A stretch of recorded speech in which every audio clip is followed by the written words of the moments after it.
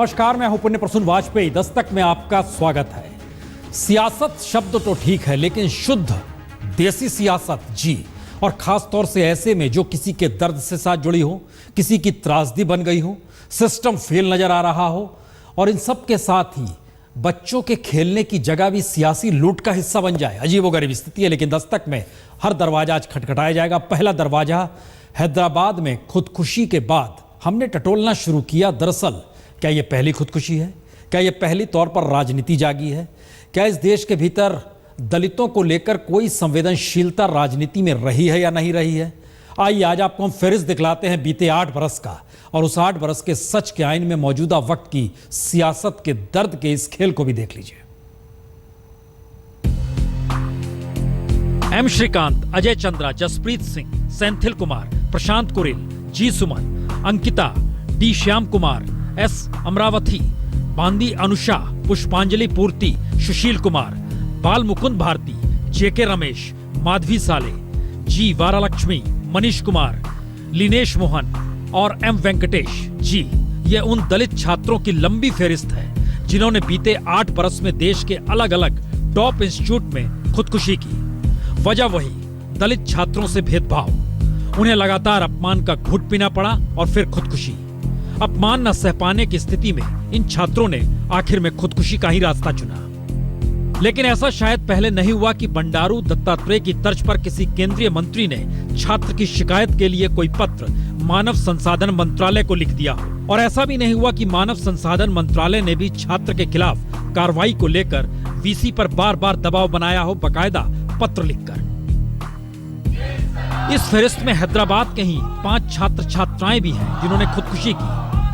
विज्ञान engineering college की जी वारालक्ष्मी ने 2011 में, तो 2009 में तो 2 दिन लगातार 2 दलित छात्रों ने 2 अलग अलग कॉलेज में खुदकुशी की। स्पोर्ट्स अथॉरिटी में बॉक्सर एस अमरावती ने 4 नवंबर 2009 में, तो विला मैरी कॉलेज की बांदी अनुषा ने 5 नवंबर 2009 को, यानी अगले ही दिन खुदकुशी की। और हैदराबाद यूनिवर्सिटी में ही फिजिक्स में पीएचडी कर रहे सेंथिल कुमार ने 23 फरवरी 2008 में खुदकुशी की। लेकिन इससे पहले सियासत ऐसी नहीं गरमाई कि उत्तर प्रदेश से बीएसपी ने 2 सदस्यीय जांच दल भेज दिया और कांग्रेस उपाध्यक्ष राहुल गांधी खुद छात्रों से मिलने पहुंच गए, या फिर असादुद्दीन ओवैसी को भी दलित छात्रों की याद आई और केजरीवाल ने भी ट्वीट कर रोहित की मौत को हत्या करार दिया। ना, ऐसा पहले नहीं हुआ। तो क्या राजनीति की बिसात पर दलित छात्र रोहित को मोहरा बनाया जा रहा है, जिसके जरिए तमाम राजनीतिक दलों के निशाने पर धीरे धीरे प्रधानमंत्री मोदी को ही आना है? There are certain people who are responsible for this boy's death. The Vice Chancellor is among them, the Minister is among them, and the people that have applied pressure on this boy for expressing his ideas, his thoughts are among them. Whoever is responsible for this outcome has to be punished in the strictest manner possible. हम उम्मीद करते हैं, मुतालबा करते हैं कि हिंदुस्तान के वजीर आजम इस पर नोट करेंगे और एक्शन लेंगे। वाइस चांसलर को हटाएंगे, अपने मिनिस्टर को हटाएंगे, इन बच्चों का जो रेस्टिकेशन हुआ उसको वापस लेंगे। क्योंकि सच यही है कि 2013 में एम वेंकटेश की खुदकुशी के बाद हैदराबाद यूनिवर्सिटी के ही बनाए 6 सदस्यीय जांच दल ने अपनी रिपोर्ट में बहुत साफ कहा था, एम वेंकटेश के मामले में सिस्टम पूरी तरीके से फेल है। बावजूद इसके हैदराबाद यूनिवर्सिटी का सिस्टम अब तक ऐसा नहीं बन पाया कि रोहित को बचाया जा सके। और सच यह भी कि 2013 में राष्ट्रीय मानवाधिकार कमीशन ने केंद्रीय मानव संसाधन विकास मंत्रालय को दलित छात्रों के साथ भेदभाव और खुदकुशी को लेकर बकायदा नोटिस जारी किया था। बावजूद इसके कुछ नहीं हुआ। अब कह सकते हैं उस वक्त कांग्रेस की सरकार थी, अब बीजेपी की सरकार है। यानी सवाल दलित छात्रों को लेकर संवेदनशीलता का है, जिसकी सीमाएं देश के अलग अलग यूनिवर्सिटी में अक्सर टूटती नजर आती है।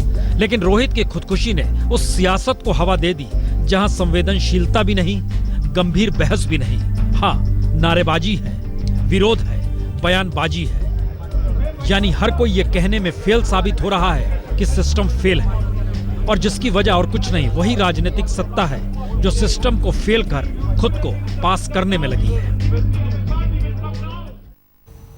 ये त्रासदी तो है, क्योंकि हर संस्था को राजनीतिक सत्ता पर निर्भर होना पड़ रहा है, और राजनीतिक सत्ता हर संस्थान को धीरे धीरे खारिज कर रही है। तो क्या यह मान लिया जाए राजनीतिक सत्ता की ताकत मौजूदा वक्त में हर वोट बैंक पर जा जुड़ गई और दलित के जरिए भी सिर्फ वो यही देख रही है? हत्या हुई है, लेकिन इससे आगे की स्थिति समाज के भीतर कैसी होनी चाहिए, कोई चिंता, कोई फिक्र नहीं। यह सवाल इसलिए क्योंकि इस वक्त मौजूदा वक्त में सवाल दो हैं।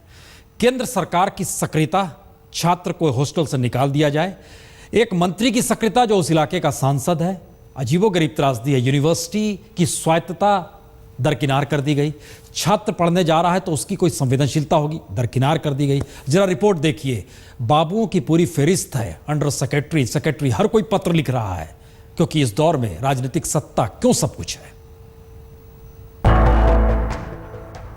3 सितंबर, 24 सितंबर, 20 अक्टूबर, 19 नवंबर और उससे पहले 17 अगस्त 2015। जी, ये तमाम पत्र ऐसे खाके हैं जिसके आश्रय कह सकते हैं कि रोहित वेमुला को मरना ही था क्या, क्योंकि रोहित वेमुला समेत ऐसे कार्यकर्ताओं के खिलाफ कार्रवाई करने को लेकर केंद्रीय मंत्री बंडारू दत्तात्रेय ने हैदराबाद यूनिवर्सिटी के वाइस चांसलर को 17 अगस्त 2015 को खत लिखा और अगले 3 महीने में 4 खत लिखकर मानव संसाधन मंत्रालय ने वीसी से बार बार पूछ डाला, कार्रवाई हो क्यों नहीं रही।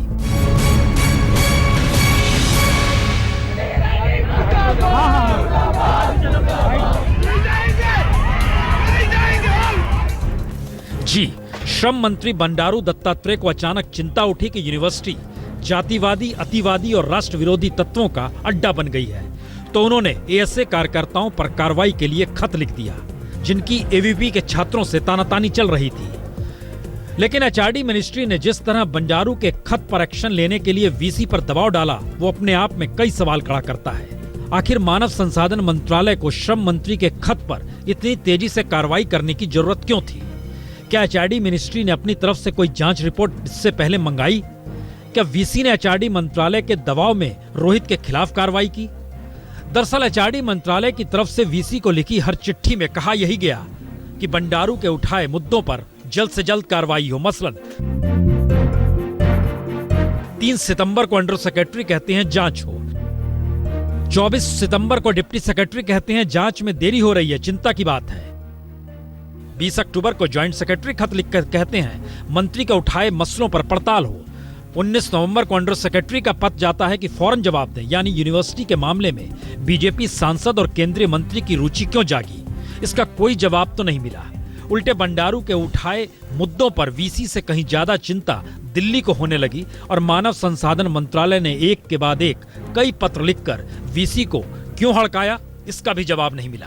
एचआरडी मिनिस्ट्री ने किसी प्रकार का कोई इसमें प्रेशर नहीं बनाया है, ये बिल्कुल जो है ऑफिस मैनुअल प्रोसीजर का ही इसमें अनुपालन किया गया है। वैसे एक सवाल यह भी है, क्या बीजेपी छात्र संगठन एवीपी को भविष्य के लिए इतना महत्वपूर्ण माना जा रहा है या फिर उसे बनाया जा रहा है जहां उसकी एक आवाज पर सरकार को उसके अनुकूल काम करना पड़े, नहीं तो मंत्री के लिए मुश्किल हो जाएगी? या फिर हर मंत्रालय में बैठे बाबुओं ने मान लिया कि बीजेपी के किसी भी संगठन का काम उनकी पहली प्राथमिकता है, यानी चाहे अनचाहे एचआरडी मिनिस्ट्री का दबाव ही छात्रों के लिए दर्द बना और रोहित की खुदकुशी सियासी त्रासदी बन गई। हैदराबाद से टीएस सुधीर के साथ आज तक ब्यूरो। चलिए शुद्ध देसी सियासत का एक दूसरा रूप आपको दिखाते हैं। दोनों केंद्रीय मंत्री, लेकिन दोनों के बीच तालमेल नहीं, या कहे नहीं सुनेंगे क्योंकि हमें अपनी योजना पूरी करनी है। प्रकाश जावड़ेकर, आमने सामने उमा भारती। दरअसल उत्तरकाशी उत्तराखंड ऊपर गंगा फैलाव क्षेत्र में पनबिजली परियोजना के निर्माण का मसला, जल संसाधन मंत्री उमा भारती विरोध करती हैं, पर्यावरण मंत्री ध्यान नहीं देते हैं। जावड़ेकर बाकायदा सुप्रीम कोर्ट में हलफनामा दायर कर देते हैं। मीडिया रिपोर्ट आती है कि उमा भारती ने 4 बिंदुओं पर असहमति जताई, ध्यान नहीं दिया जाता है। ईमेल भेजती हैं, जवाब नहीं आता है। इन सारी परिस्थितियों के बीच सुनवाई होनी है। जाहिर है उससे पहले पर्यावरण मंत्री और पर्यावरण मंत्रालय इस पूरे मामले पर चुप्पी साधे हुए है, लेकिन पहले जेडीयू अध्यक्ष शरद यादव की चिट्ठी और अब उमा भारती के ईमेल ने इस पूरे मसले पर नया विवाद तो खड़ा कर ही दिया है। रीमा पराशर, दिल्ली, आज तक। जाहिर है रास्ता अदालत का बसता है तो सुप्रीम कोर्ट में कल इस पूरे मामले की सुनवाई होनी है।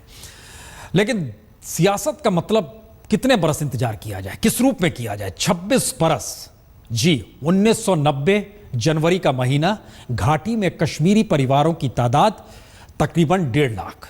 आज की स्थिति यानी 26 बरस बाद तादाद सिर्फ 700 परिवार। मतलब क्या? और इस दर्द को लेकर हर कोई सड़क पर।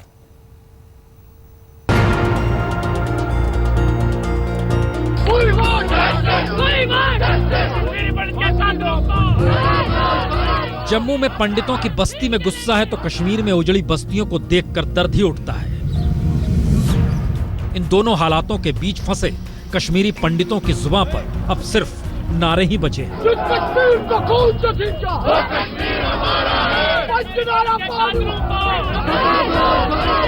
जम्मू में लगते ही नारों की गूंज से दूर घाटी में पंडितों के छोड़े घरों में सन्नाटा पसरा है।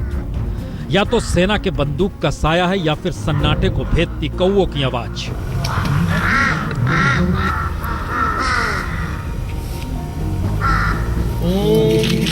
लेकिन पहली बार वादी की उन उजड़ी बस्तियों के सन्नाटे को मंत्र और प्रार्थना ने तोड़ा। ओम शांति शांति शांति। ये प्रार्थना उन कश्मीरी पंडितों के लिए पहली बार वादी में सुनाई दी जिन्हें 13 बरस पहले 23 मार्च 2003 में गोलियों से भून दिया गया था। इस नाडी मार्ग में इसलिए आए कि ये जो शहीद लोग हैं जिनकी आत्माएं यहाँ भटक रही हैं, शायद इन्होंने सोचा कि हम इनको भूल गए। हम इनको नहीं भूले हैं, ये आज भी हैं। और जिन बहनों माओं को यहाँ मार दिया गया था पाकिस्तान उग्रवाद ने, और इस यहाँ जो खून की नदियाँ इस नाडी मार्ग में खेली गई, उससे पहले संग्रामा में खेली गई, उससे पहले वंदाहामा में खेली गई। कोई भी मरता है, किसी भी कौम से मरता तो इंसान ही है।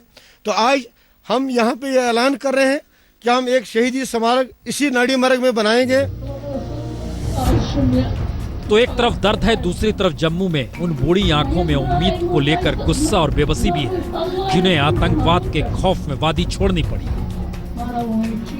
अब इन बूढ़ी आंखों के पास कश्मीर को लेकर डर के किस्से हैं, खौफ के किस्से हैं और सुनाने के लिए बहुत कुछ है।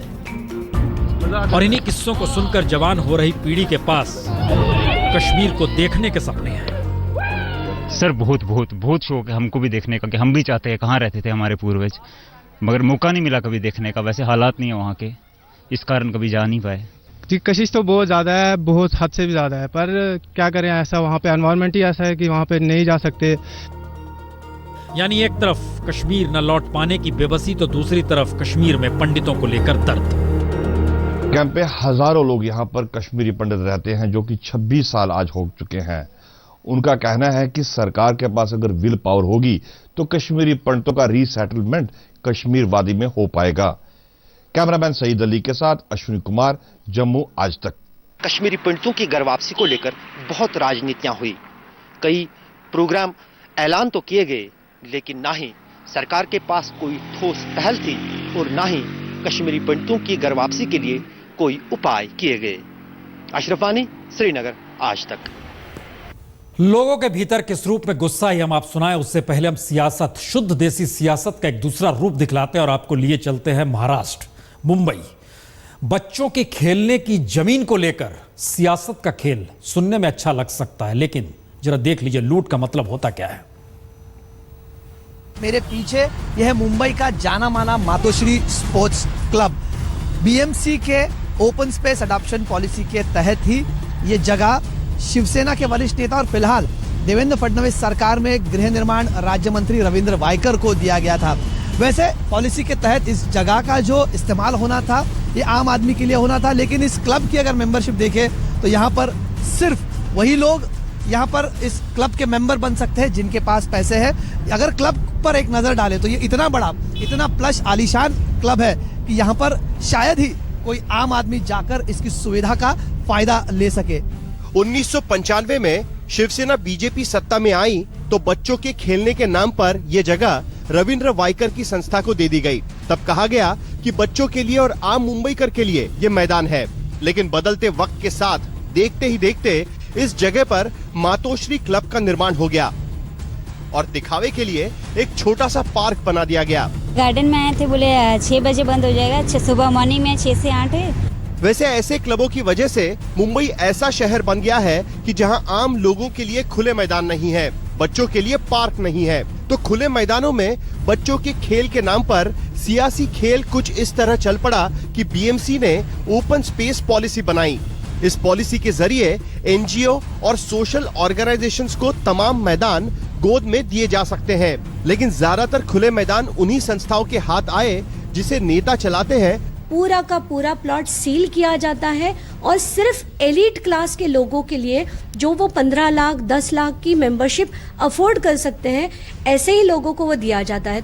तो 1995 में शिवसेना बीजेपी सरकार के दौरान 216 प्लॉटों पर कब्जा किया गया। हर प्लॉट का मालिक सत्ताधारी, मसलन Matoshree club Jogeshwari, Ravindra Waikar Shiv Sena, Dahisar sports club Dahisar के 3 प्लॉट्स, विनोद घोसालकर शिवसेना, प्रबोधन स्पोर्ट्स कॉम्प्लेक्स गोरेगांव शिवसेना के नेता सुभाष देसाई जो महाराष्ट्र के उद्योग मंत्री भी है, पॉयसर जिमखाना, कमला विहार कांदिवली, गोपाल शेट्टी। फेरिस्त लंबी है, मसला सिर्फ 5 का नहीं 216 प्लॉट का, और इन सब के बीच बीएमसी अपने तरीके से पॉलिसी बनाती है। बीएमसी पे भी सत्ताधारी पार्टी और सत्ता में भी वही पार्टी। बहरहाल इन सबसे बात आगे बढ़ते और जरा उस दर्द को टटोलिए। जनता के भीतर गुस्सा जब जागता है तो वाकई लगता है शुद्ध देसी सियासत इसी को कहते हैं, क्योंकि राजनीतिक दलों को लेकर गुस्सा। सुनिए जरा। वी कैनॉट से, अभी हम इतना नहीं कह सकते हैं क्योंकि खाली सिर्फ यहाँ मोदी जी ही नहीं है, यहाँ दूसरे भी है, तो संभव है, but it will be a great unfortunate अगर अब की बार भी हमारे रेपुटेशन का कोई मसला हल नहीं हुआ। It will be a great unfortunate towards community. तो इसके लिए उनको सोचना पड़ेगा, गवर्नमेंट को सोचना पड़ेगा। इसके बाद हमारी होप खत्म हो जाती है, क्योंकि हमें होप इन पर ही है कि अगर कुछ कर पाएंगे तो यही कर पाएंगे। इन्होंने कहा था, लेकिन अभी उस पर कुछ काम हो नहीं रहा। हम जाते हैं, हमारी फाइलें वैसे की वैसी पड़ी हैं, 2-2 साल से 3-3 साल से फाइलें दबी हुई हैं। जहाँ तक हमने सुना, ये देखा है, मोदी जी जो बीजेपी के है, हमारे लिए तो वो भगवान है।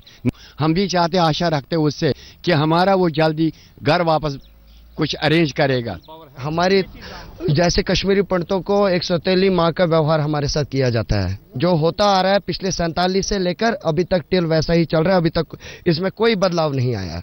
आज ये नारा बिल्कुल खोखला साबित हो गया कि जब वो कहते थे हर मंच पर कि कश्मीरी पंडित के बगैर कश्मीर अधूरा है, लेकिन यहाँ की पॉलिटिकल पार्टीज का हम सुने तो पता चला कि ये खाली खोखली बात थी, इसमें कोई न दम नहीं था जो वो कहते थे। तो इस चीज़ में मोदी साहब ने ये बात जो कही इनको कि भाई पहले उन्होंने कहा कि एक टाउनशिप में बनाए, तो उन्होंने उसको कहा कि कंपोजिट कल्चर के बनाएंगे हम, लेकिन मैं कहता हूँ कि कंपोजिट कल्चर वहाँ की मेजॉरिटी कम्युनिटी रिजेक्ट किया है, वो कश्मीरी पंडित द्वारा रिजेक्ट नहीं हुआ है। सबसे पहली बात मैं ये बताता हूँ कि बीजेपी ने हमें आश्वासन किया था कि कश्मीरी पंडितों को पूरी तरफ सेटल करेंगे, उनको एम्प्लॉयमेंट करेंगे, जो भी उनकी परेशानी होगी वो पूरी तरह हम इनको सॉल्व करेंगे। लेकिन अब तक खाली कागजों में आया है और खाली बातों में आया है। और यूपीए में कोई अंतर नहीं आ रहा है। अभी पिछले 18 या 20 महीने या 15 महीने जितने भी टाइम हुआ है, अभी मोदी सरकार ने जो उसने बोला था अभी वो नहीं कर रहे हैं। लेकिन हमें होप्स है, हिंदुस्तान के लोगों को होप्स है कि मोदी एक वाहिद शख्स है जो कुछ ना कुछ करके दिखाएगा। अभी हमें आशा टिकी है, हम भी चाहते हैं कि ये कुछ ना कुछ करें। कश्मीरी विस्थापितों की मांग है कि उनका रीसेटलमेंट कश्मीर वादी में तभी होगा जब सरकार वहां पर उनकी हड़पी हुई जमीन और प्रॉपर्टी को वापस लेगी। जब ऐसा हो पाएगा तभी सरकार जो है उन्हें वहां पर सेटल कर पाएगी। कैमरामैन सईद अली के साथ अश्विनी कुमार, जम्मू आज तक। और शुद्ध देसी सियासत का एक चेहरा दिल्ली में नजर आता है। डिप्टी सीएम झाड़ू नहीं, हथौड़ा लेकर सड़क पर। जी जरा देखिए ये दृश्य।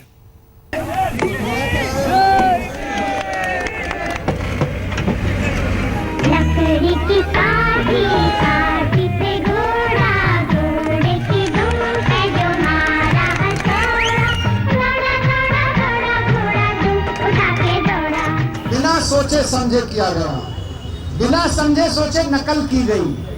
ये बीआरटी कोई बहुत खराब चीज नहीं है, लेकिन उसका तरीका है, उसके लिए तैयारी करी जाती है।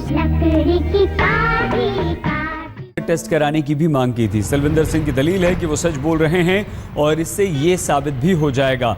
गौरतलब है कि एसपी सलविंदर सिंह ने भी सबसे पहले पठानकोट के आतंकवादियों का सामना किया था।